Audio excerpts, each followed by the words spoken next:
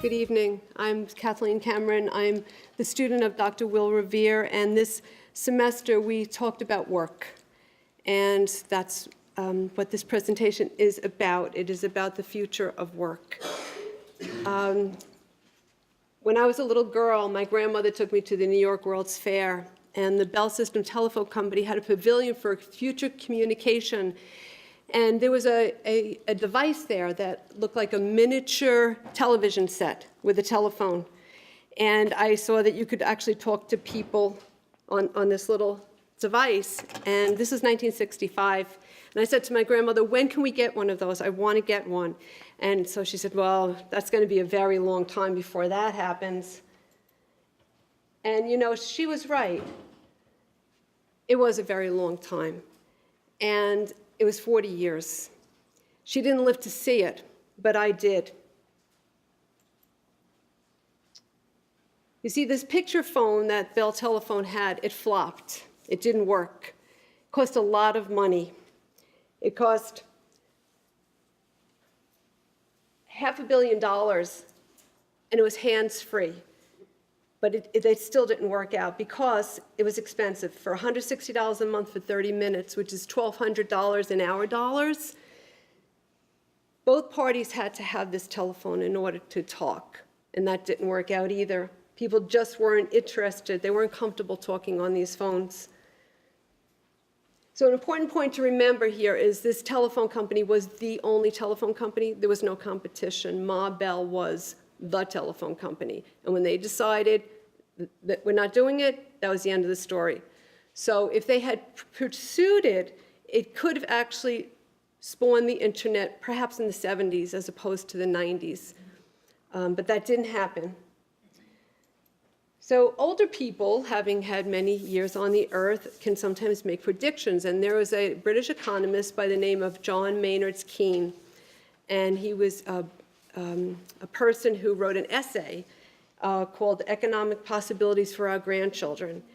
And he made this prediction that in the future, which he said 100 years hence, which is 2030, which is not even 15 years from now, that we would be working less and we would have more time.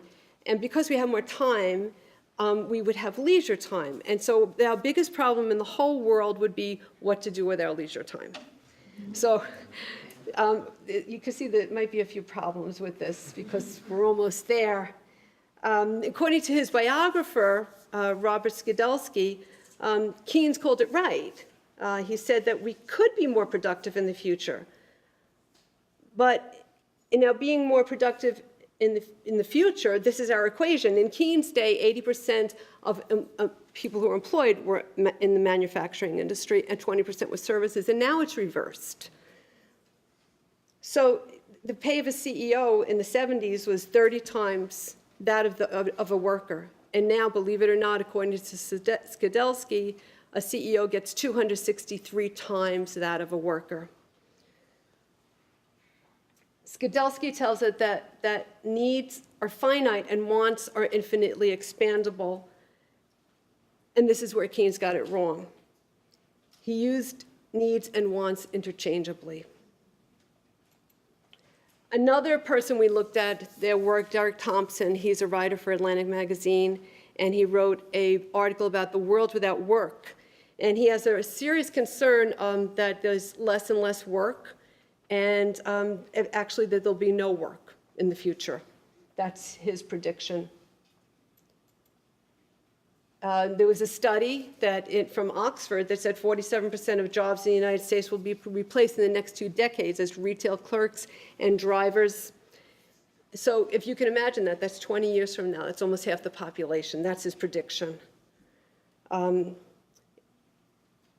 Interestingly, according to Keynes, technology would have allowed us to work less, so we would have more leisure. But with this future trend of less and less work, the question to ask is, will new social forms be created that can fulfill people in the way that work now does? And will there be enough resources for everybody? Another author that I pursued was Jeremy Rifkin. He's an economist. And this is a picture from the Middle Ages. And the reason that that's there is that Jeremy Rifkin says that this thing that he calls a collaborative commons is not a new idea. In the Middle Ages, people did not own land, and things were shared in a way that he hopes we're moving towards now.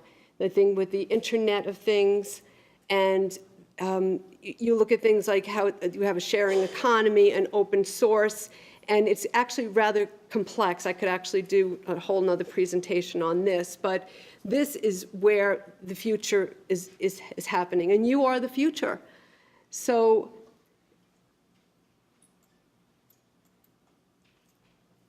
I like this quote, one of the virtues of being very young is that you don't let the facts get in the way of your imagination. And the reason I have that car there is because when I was a little girl, there was a man who loved to fix his cars. And I went to talk to him, and he said, I want you to get down and I want you to look under that car. And I did, and I saw the other side of the street. And then he said, what do you see? I said, I don't see anything. He said, you don't see the wings? I said, no. I said, what do you mean? He said, there's wings under that car. This car can fly. And do you know that I believed him? I really did when I was 5. So future global village, what is your prediction? My grandmother made a prediction. Keynes made a prediction. A future global village, what's your prediction? This, by the way, was on NPR News. This is a flying car. And my prediction is I'm going to be in that flying car. Thank you.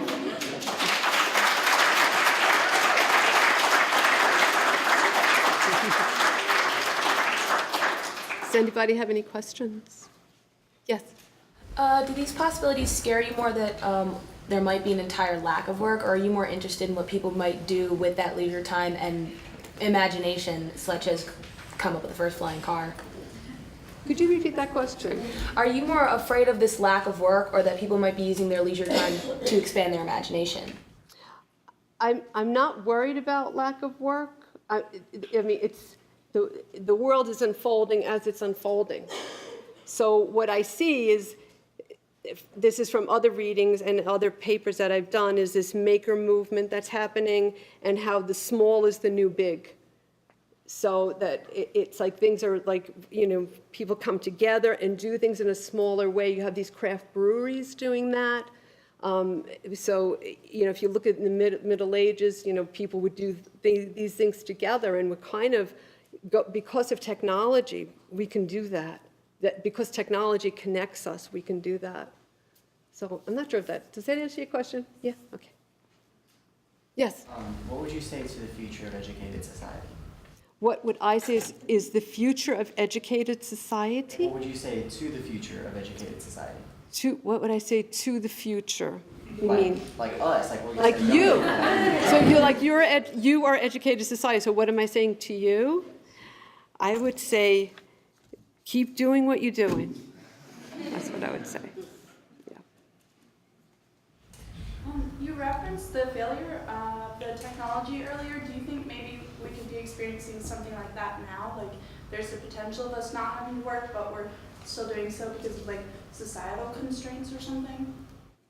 To answer the first part of the question, where the technology failed, that's an interesting thing to look at, because Bell Telephone invested a lot of money into that project, and I know this because I'm old enough to, and so I have that background, that Bell Telephone, they wanted to break it up for years and years and years, but they still were holding all the cards. But they knew that the end was coming. And so they decided to not pursue this. So that I think played a big part in them not pursuing it, even though it was expensive. I think they definitely had the money to do it. So then the second half of your question is? Could we be experiencing something like that now? Like you're talking about us not necessarily having to work in the future. It's like maybe there are other reasons that are keeping us from getting there soon. Yeah, there's lots of complex things that that yes, I could, yeah, so there is no easy answer. I don't, yeah, and each of these things could be a paper project in itself. You know, it's a complex world, but I feel that with young people's enthusiasm, all around me, I never was able to finish college, and I'm surrounded by people who are so enthusiastic and so full of life and have so much hope for all of you. Thank you.